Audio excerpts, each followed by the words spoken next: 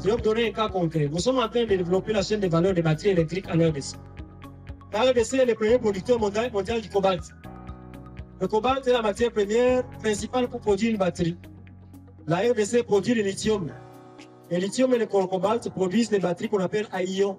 Il y a des étudiants de Polytechnique ici. Au-delà de cela, il y a le graphite qui entre dedans. La RDC n'en a pas, mais les pays voisins comme le Madagascar, la Tanzanie en ont. Il y a une petite quantité de manganèse qui entre dans la batterie. La RDC produit un peu de manganèse, mais le Gabon en produit aussi.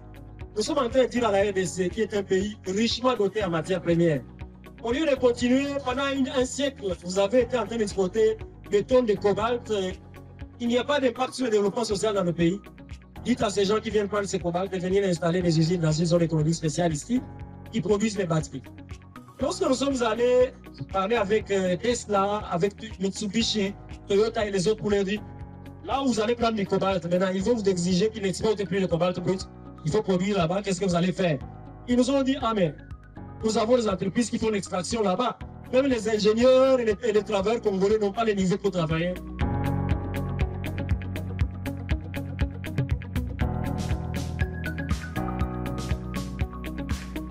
Nous avons accompagné le Congo à créer ce que nous appelons le CAEB. C'est le centre d'excellence sur les compétences de la batterie. C'est un arrangement qui met en relation les entreprises du secteur de cobalt, de la batterie, et l'université de Lubumbashi, l'université de Kinshasa, les universités anglaises, les écoles, les polytechniques, pour faire en sorte que ces entreprises ouvrent la porte pour les stages, ouvrent la porte pour les stages en anglais, c'est les internships, mais aussi les fellowships, comme vous avez dit. Les fellowships, c'est intégrer quelqu'un, on n'intègre pas un ingénieur de polytechnique pour faire des polycopies, mais qu'il soit en train de travailler sous un mentor qui lui montre comment les choses fonctionnent, il se frotte à la technologie et on lui assure qu'après la formation, il aura du travail. Et de plus en plus, maintenant, on est en train d'évoluer dans ce sens.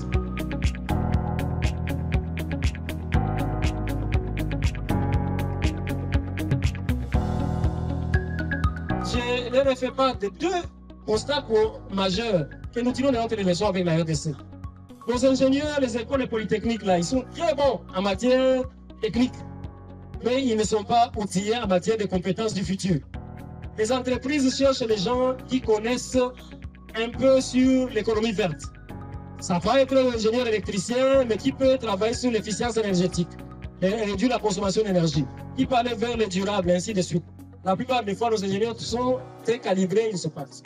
Au-delà de ça, il y a des compétences, des behavior skills, comme on les appelle, des compétences comportementales, où on dit la capacité à travailler en équipe, la capacité à communiquer, à innover. Lorsque nous recevons les stagiaires, même chez nous, nous rendons tout de suite compte que, ah, voici, il est très bien économiquement, mais il ne peut pas communiquer. On lui apprend comment faire un PowerPoint, comment parler, tous ces points, comment faire des petites choses qu'on n'apprend pas à la faculté là-bas. Et parfois, ce qui fait qu'on ne les emploie pas, ce n'est pas le manque de compétences techniques. Parce que moi, polytechnicien à Yaoundé, de la Polytech, c'est un bon technicien.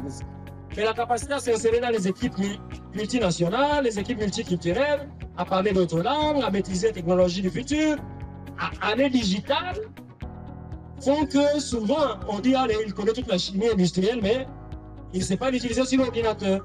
Le fellowship, c'est un arrangement qui permet de ramener les jeunes à rester pendant un temps, à être mentorés, comme on dit ici, et pour en faire des employeurs du futur.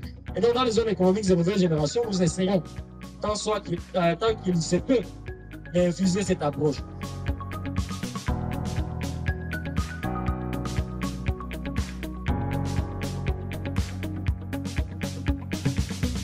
Le Cameroun s'est engagé, comme tous les pays de la CEAC, à développer des zones économiques spéciales pour transformer le bois. Transformer le bois, ce n'est pas seulement comment on dit, la scierie ou le sillage, je ne sais pas. Ça, c'est la première transformation. Couper le bois en sillage, je ne sais pas.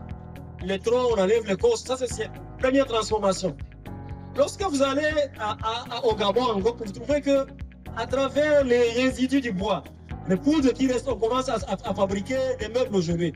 Nos menuisiers ne sont pas à ce niveau. Lorsqu'ils quittent les écoles professionnelles, ici, ils ne savent pas utiliser ce matériel-là. La modèle que nous proposons aujourd'hui, c'est offrir ces industries à nos compétences-là qu'elles viennent s'effroler à la nouvelle technologie et être en mesure de participer. C'est la réforme de tous les systèmes éducatifs dont il est question ici. Parce qu'il y a une adéquation entre nos programmes de formation et les besoins du marché du travail. Il faut travailler davantage pour que ces débats soient lancés. Que les entreprises se trouvent dans les conseils d'administration de Ouakele. Qu'elles disent ce qu'elles veulent à Ouakele. Que ça ne reste pas un débat de politiciens qui ne parlent pas à l'industrie. Les lycées techniques surtout. Parce que ce sont les agents, souvent on pense que c'est les ingénieurs qui manquent. Mais quand vous allez en RDC pour les bâtir, on vous dit non, non, non, non. C'est les soudeurs qui manquent. C'est les plombiers qui manquent. Ça, c'est les écoles professionnelles. Il faut lancer le débat.